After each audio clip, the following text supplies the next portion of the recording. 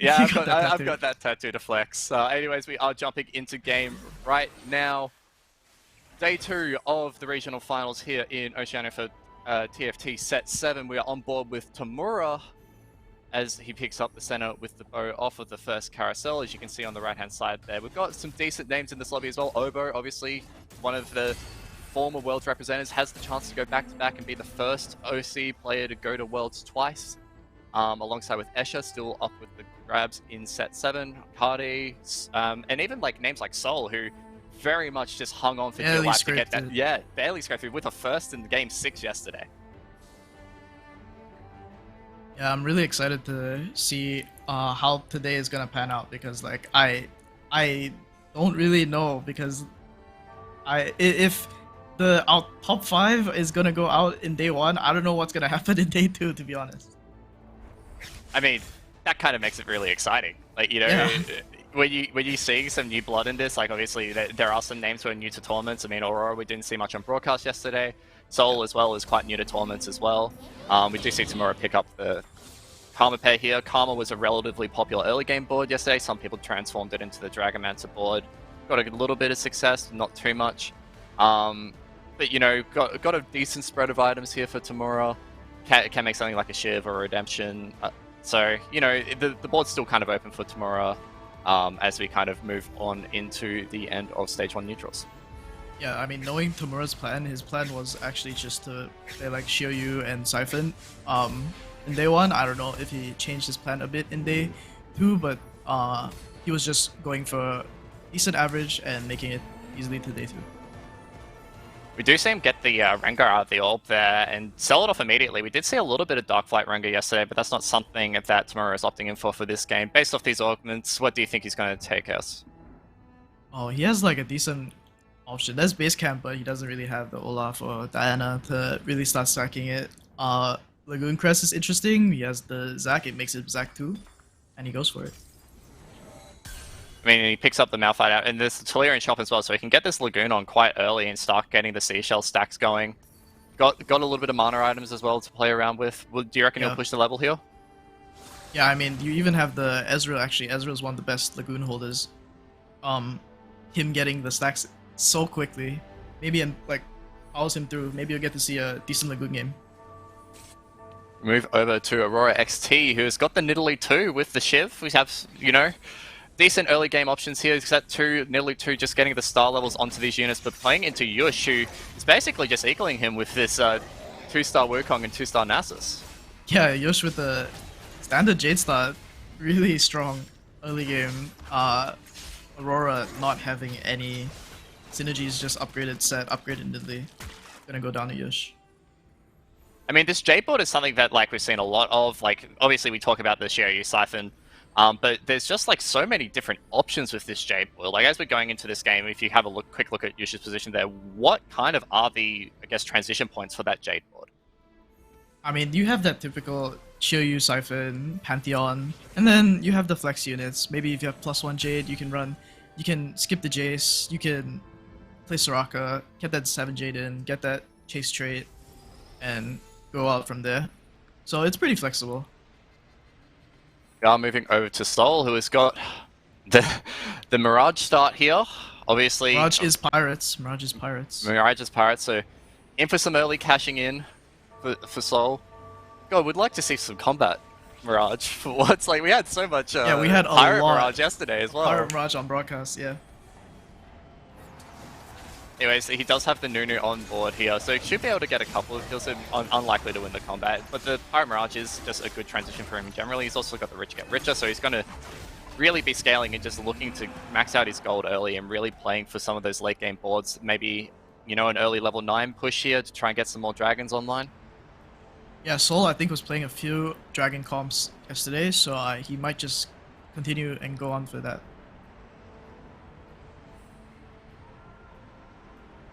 Righty, we are through the first couple of combats, just waiting for a few stragglers to finish off their one. Tamura and Aaron playing each other over there. Aaron does get taken down in the end, so Obo and Jush through the first 2 combats, keeping their win streaks alive.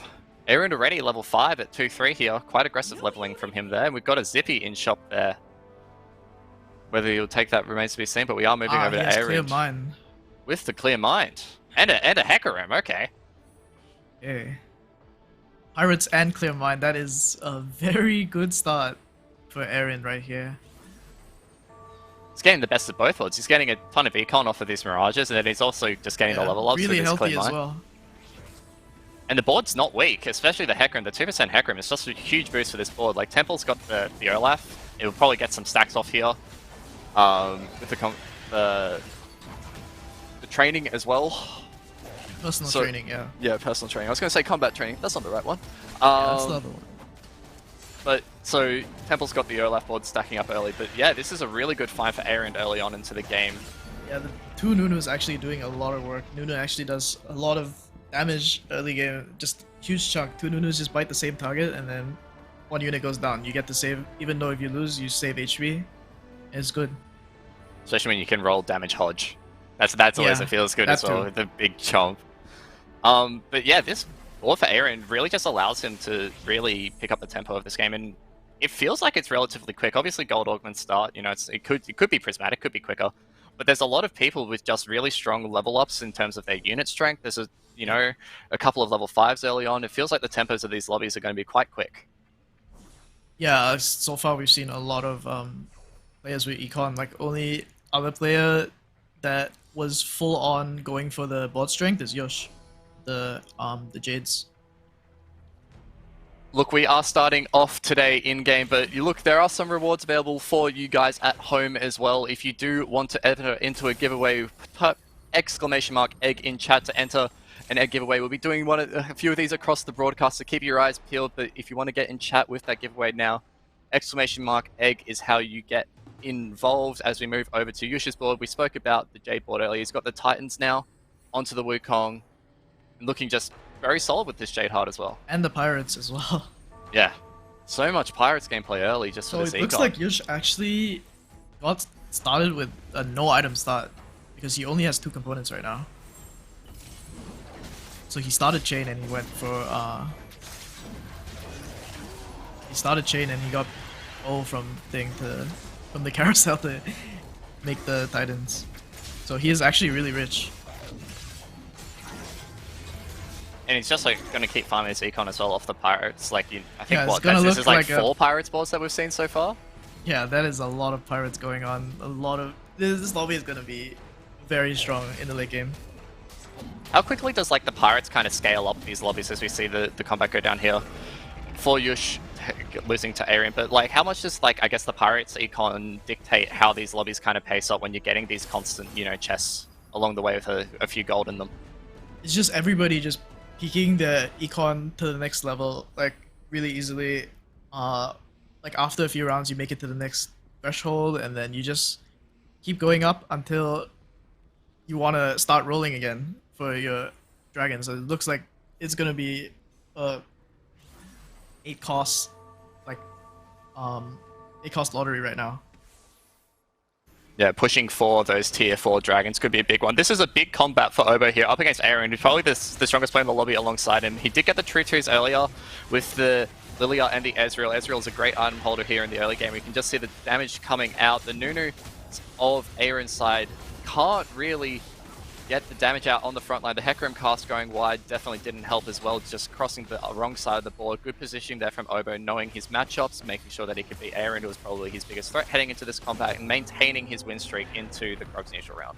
Yeah, Obo hitting Lilia and Ezreal, the 2 really strong early game units. Ezreal holding AD or AP items really well, and Lilia being half a cap for Sejuani. Oh, he's not running cap, but still, it's still a lot of damage, a lot of frontline. There's so many, yeah, and there's like it's early on, like it's the star levels that really make these early combats count. And there's still a lot of outs with that Ginsu kind of around there. There's still plenty of boards to play. We see Aaron pushing to level 6 even off the back of the Clear Mind level ups.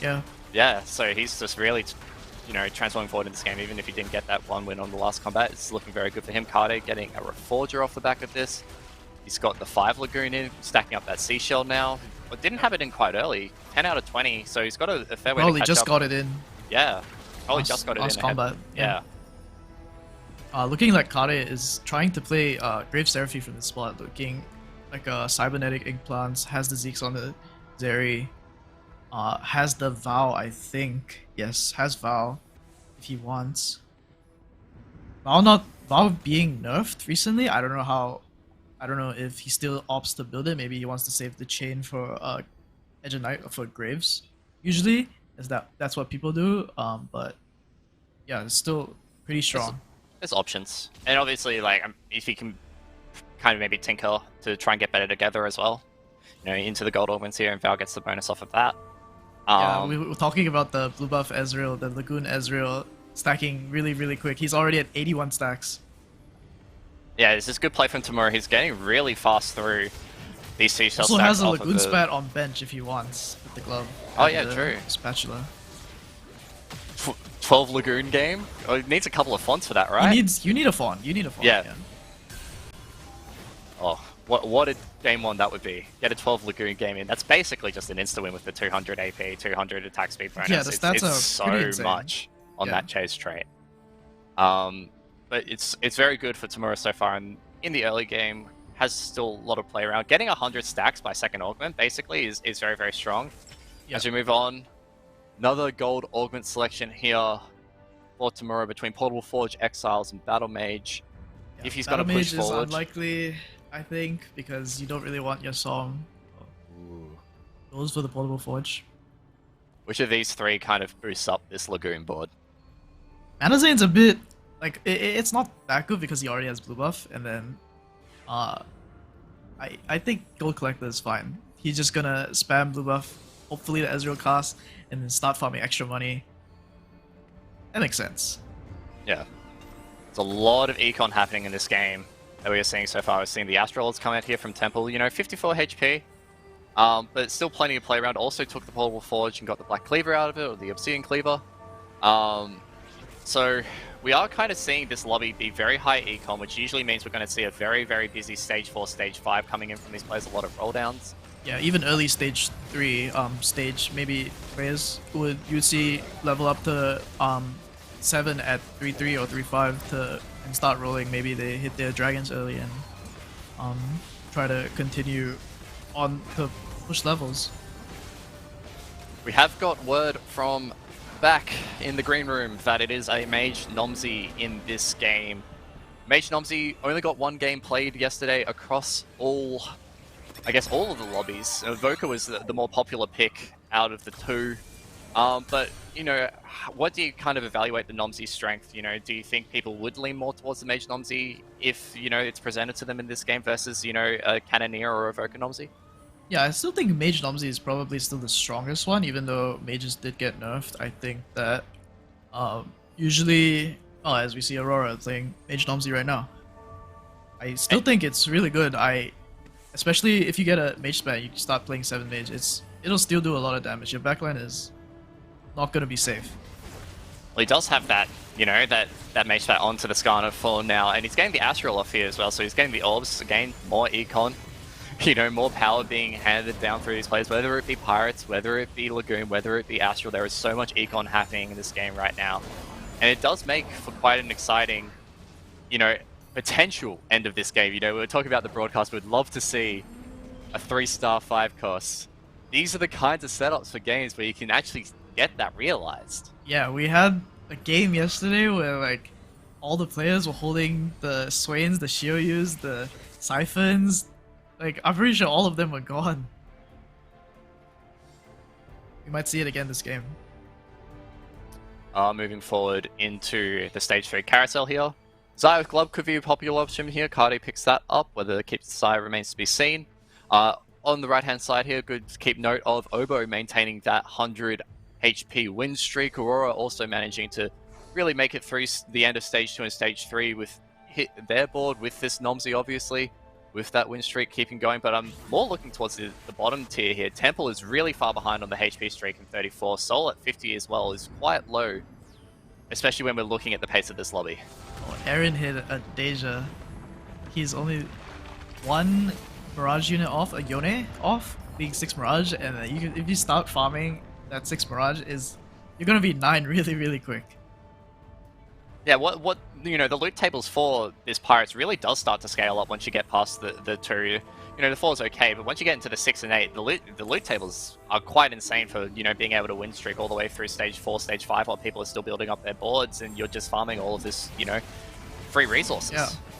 I'm just looking at the loot table right now. On average, 30% of the time, you're getting 6 to 7 gold, and then you can get components at like 25%, full items, and even chance at getting a champion duplicate at 5. So it's pretty good. It is pretty good if you manage to get 6. I'm very invested in Tamura's board here, though, as we do see the Archangel stack up here does delete the Ezreal, and we do see another, you know, this could be the Danger coming back. Yeah, the deletion onto the Ezreal with that just maximum Archangel stacks does turn the fight in Aaron's favor there against Tamura. I did want to bring up Tamura's board. Did slam the second Lagoon spat that we were talking about earlier.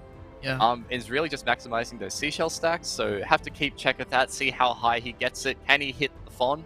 That is the big question. That is at 600 or 700, if 600. I'm not wrong. I think it's 600. Yes. Yeah. And obviously that's like a big con for that Lagoon comp, because if you can hit that by the time stage 6 rolls around, you are looking down the barrel of basically the insta-win 12 Lagoon. You can get 12 Lagoon, yeah. Anyways, we are keeping on moving forward here with Aaron. 78 gold. Couple of dragons in the shop here as well, Shoyu and Som. Definitely highly contested from the other players. Just happy with the Danger Cavs for now, though. Yeah, it has to keep this bind clear right now. Yes, clear mind. I mean, you know, he's looking, you know, for a very early level 8 here, and then potentially, you know, a level 9 by stage 5 is what would, like, very early stage 5. We're gonna get really early level 9s, I feel. Really early. Very, very exciting lobby to start off today, I think. Yeah, I mean, I think it was Pirate Mirage on the first game as well, on day 1 that we casted, so yeah, it looks like we're running it back.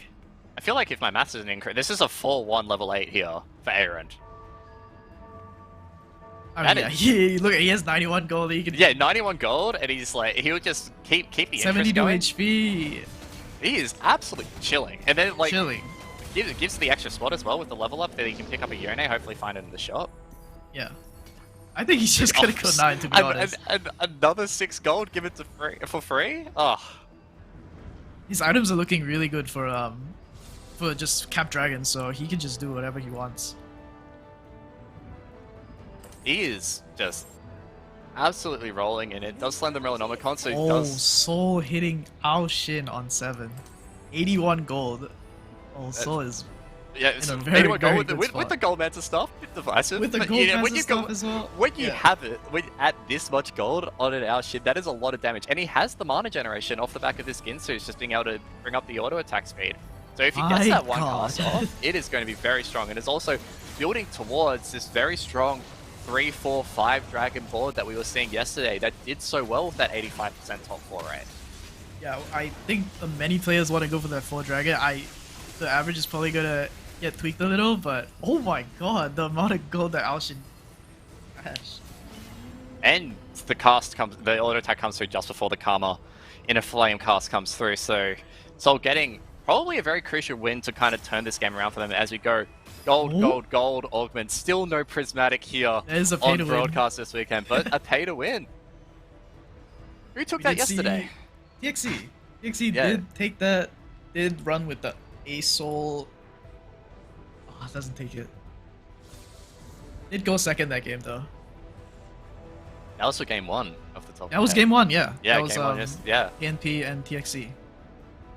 Yeah, it does take the Exile, a little bit more defensive utility, allows this Ao Shin to, you know, get the cast off early, but we aren't seeing any Darkflight Rengar boards that could maybe jump onto the backline of the Ao Shin, so maybe it's like, maybe a bit of protection against a board like Temple here, who is running the assassin duo of Nyla and Diana, but a little bit dire here for Temple, has farmed up about 40 AD on this Olaf in terms of the deaths from the innate Olaf, and does have base camp now enabled, and it'll take a couple of combats to stack up, so if he can make it through stage 4 in his current board positions, he'll be able to maybe streak through stage 5, but it's a matter of getting these wins while he can. Yeah, just getting through these dragons. Getting through these dragons. We do see the Lightning Rain come out of the Ao Shin. Does delete a fair chunk of the board.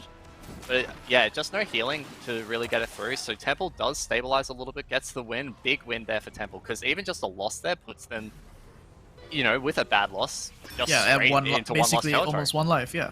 Yeah. So that's If you very look at the key for lobby stabilizing. HP, it is looking pretty high, to be honest. Except for Temple and Soul, who are potentially in danger, but the rest of the lobby looks pretty healthy for stage 4.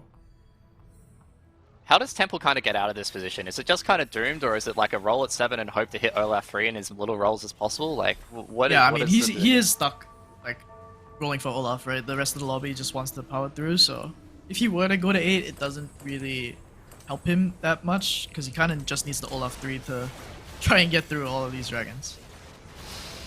This is a big pivot here from Tamura, as we just saw at the start of that combat. Did find the Soam, so has the 9 Lagoon in. As we look over at the C-Cell, just cresting over 250 stacks, basically halfway to that Fawn in just a second. The Alshin Lightning Rain doesn't actually execute the Soam, just lives off. 1 tick more would have probably done it.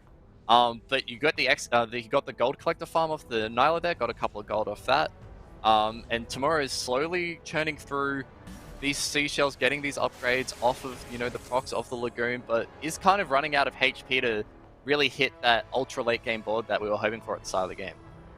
Yeah, I mean, Lagoon really kind of needs Zoe now. Does get the Zoe. And he has the Lagoon emblems. Yeah, as well. he has a bunch of Lagoon emblems as well. So he's playing around with like a potentially very strong board, but it is just always the concern when you're seeing this lobby being so accelerated. A lot of players looking at pushing 9 very early on. A lot of players with high econ being able to just level all the way through. As we move over to Aaron, also playing the Alshin, does find the Shojin, got the Archangels and the Hodge on that. Man, Aaron is rich. He's 9 if he wants. He's 9 and like 30-ish gold. I mean, this is what we're talking about. We're talking about a potential like 5-1 level 9. What about 4-6? Like, you know, it's maybe like a little bit off tempo, but like he's got the clear mind to do it. Yeah, I mean, if he wants the greed, it's up to him. Like, he wants that full dragon cap. I mean, he's gonna have the gold too. Like, if you're hitting this kind of board before the treasure dragon, like you can play whatever you want at that point, especially when you're playing around with like a decent amount of HP. Probably going to be at around 40 HP after this loss, because he doesn't actually manage to take down much of Tamura's board there. So that is a hefty take to the face there. Exactly 40 HP to be precise. Yeah. Tamura actually hitting a couple of key level ups there off the back of that. The Nyla 2 is very, very powerful. Hits the Zoe, the carousel. But no, does push for the 9 early. And I think I do like this play. Just stabilizing the board a little bit. Getting that just early. Some upgrades. Yeah. And yeah. Oh, what a shot with the Terror in our Shin though. Yeah, doesn't have to clear his mind anymore. He's already max level. So... And there's no level up to worry about either. Yeah. So Aaron has maximized that clear mind. What do you think they've been deeply thinking about with that clear mind? I mean, the fact that he already hit 1 Alshin is already good enough, to be honest. Doesn't need any more clarity after that. Yeah. We just see how many other people are gonna hit Alshin, because some of these players are really rich. I think Soul is at 100 gold right now, if I'm not wrong. Which is, you know, but he took the rich get richer at 2-1, so like, you know, yeah, he's but really he is at getting 13 HP, so Temple 1 HP. Temple 1 HP, just before Treasure Dragon here, we move over to Soul. Oh, it's 9 as well.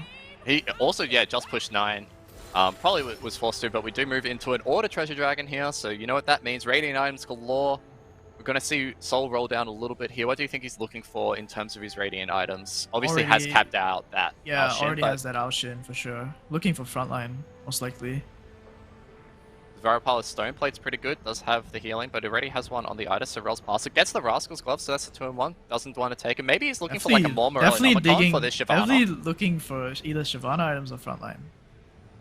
Championing Duplicator here could be enough to take this Titan's Vow, because he can get the 2-star Dragon online, but no, keeps going past.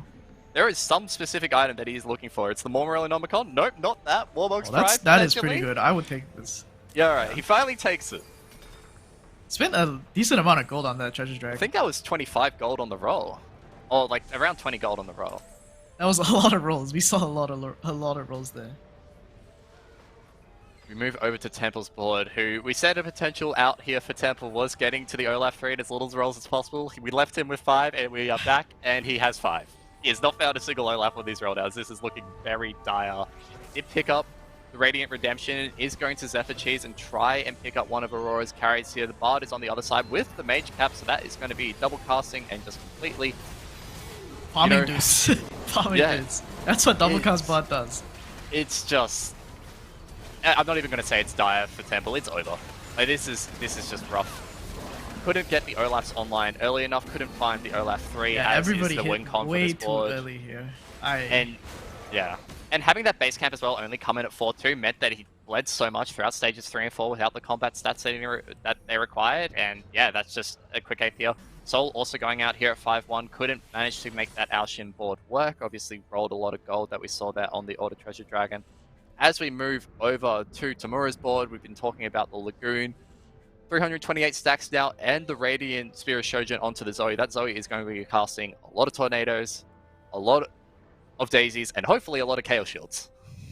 Yeah, that's the main defensive thing against all these Alshin players, all these Shiryu Siphon players, so your Psalm, your Zoe, your Neela doesn't get one shot.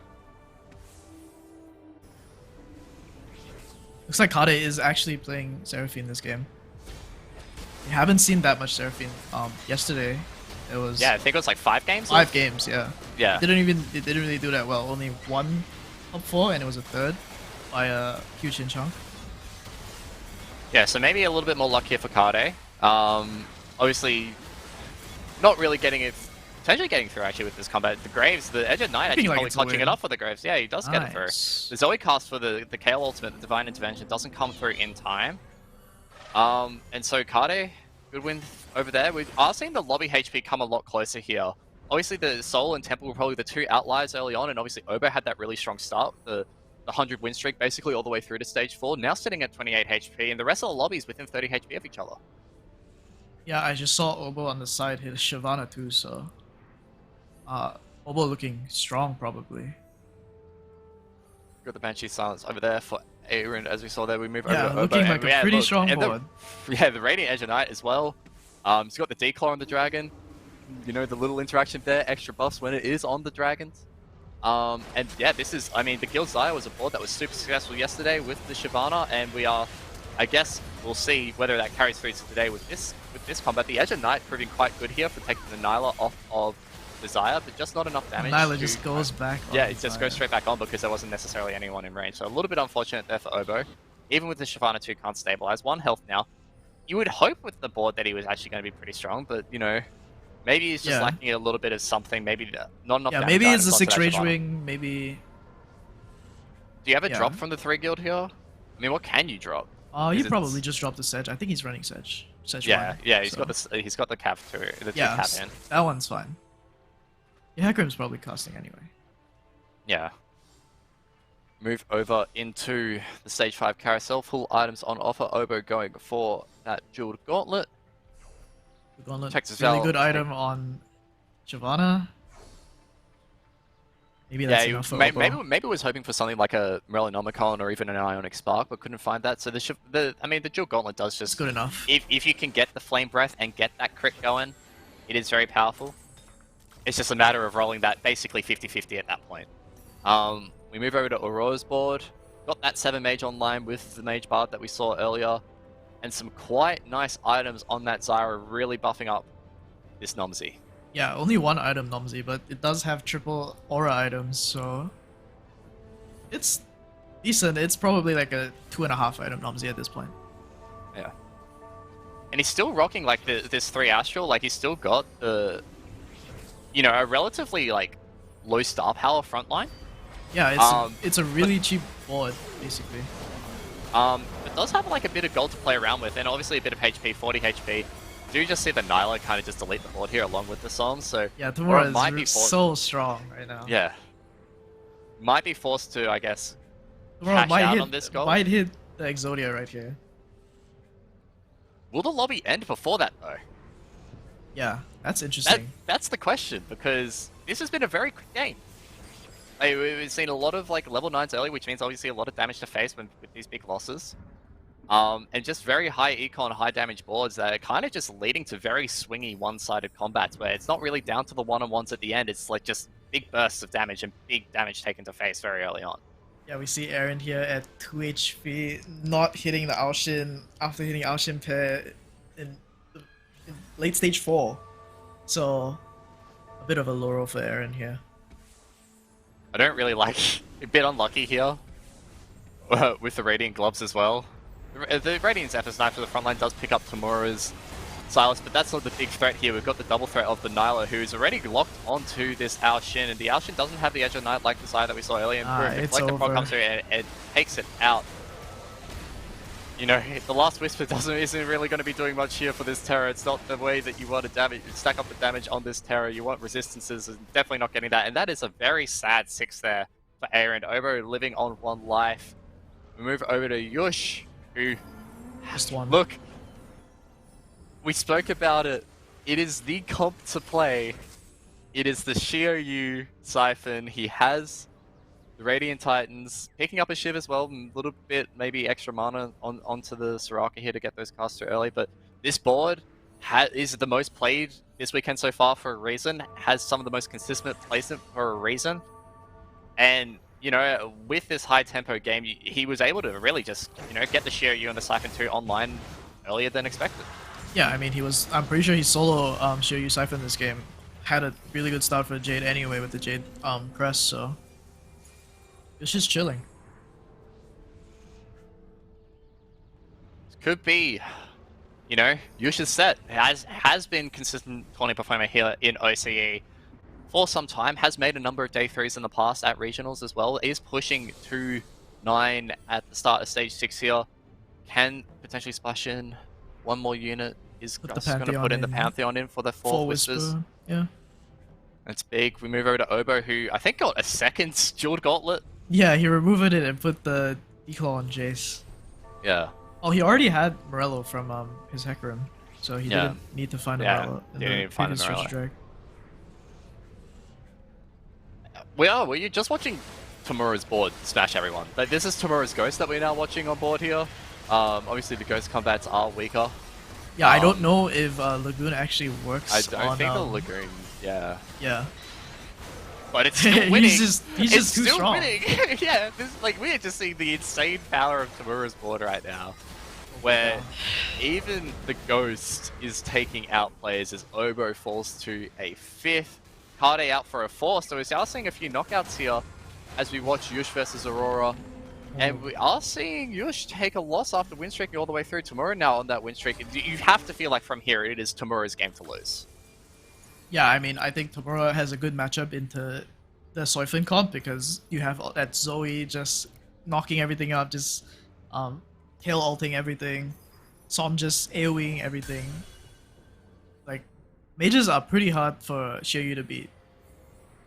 Yeah, and he has a lot of stacks going on. He's probably like he's 100 off basically for his Fawn. Yeah, 104 away from that 600 stack Fawn, which would basically just be the nail in the coffin. He's so strong already, and if they get the Fawn online, that's just a wrap at that point. Like, it doesn't matter if you can get the 12 Lagoon in or not, it's just a wrap. We are seeing, though, Aurora might be the best challenger here. Got the Mage Bard. Double cast is very nice. The Zoe coming through with the Divine Intervention on the side of Tamura is very big. Zoe lives through that second cast, and the Jana Tornadoes don't actually target the Zoe, so able to get yet another cast off. Tamura just getting lucky with these Zoe casts. Good positioning as well. That Zoe staying alive for so long in that combat was very, very key. Yeah, Zoe always comes in clutch, to be honest. This unit is so good. I mean, Zoe never rolls Divine Intervention when I want it. Oh, well, you just get Lux ults? Yeah, only Lux ults, only the final sparks. This is why you stack full AP, so you don't waste your damage. Ah, yes, true. See, this is why. What rank are you at now? Hi, Chow? A little bit, yeah. Yeah, you're pretty good at this game. Moving forward here into Aurora, who has got Ghost match up into Yush's Siphon GOU board, which I've seen so far for the bar. The bar double cast does actually stop this Siphon from charging, but also delayed by the Silas Mana Reeve. So Aurora managing to stay alive for one more combat there. The big heavyweights though, Tamura and Yush. Tamura just absolutely wiping the floor with Yush, and as we were mentioning earlier, is getting very close now. The next tick of that seashell will be the 600 stack Fawn, and that will be game if Tamura can get to it. It just seems like a matter of time at this point. Tamura has played this lobby very well around this double Lagoon stack, getting the 9 Lagoon in as early as possible, just stacking it up all throughout the early game. It's been a clinical Lagoon performance, and something that we didn't see yesterday from a board that only went top 4 once out of 12 times played. Yeah, I mean, he had a perfect Lagoon start. He had the tier, he had the ZZ Rod start, he had the Ezreal 2, he had the blue buff. Like, this is just super easy game for Tamura. 45 stacks away. So could potentially hit at this combat depending on the cast. And we'll probably need a hit at this combat if he actually wants to make use of it, because Yush and Aurora are both in kind of one-shot territory here. We are moving over to Yush, who is in that battle against Aurora. And this is basically the battle for second here. This is a very big fight for both players to win. We are looking over at the side of Aurora. This 2-star Zoe needs to start landing some good skills. The Divine Intervention coming up for the KL just in time to maybe protect the Silas on the front line. The Share U is getting targeted down. The double knock up there from the Jana Tornadoes is very clutch. And this, I guess the Divine Intervention there was just very good to keep the front line alive for Aurora. And Yush does go out and third with that Share U Siphon board that's been so strong this weekend. Yeah, I mean, just Cap Mages is just really hard to beat. It's just Zoe as a unit just kept knocking up all of these units. You just can't get through it.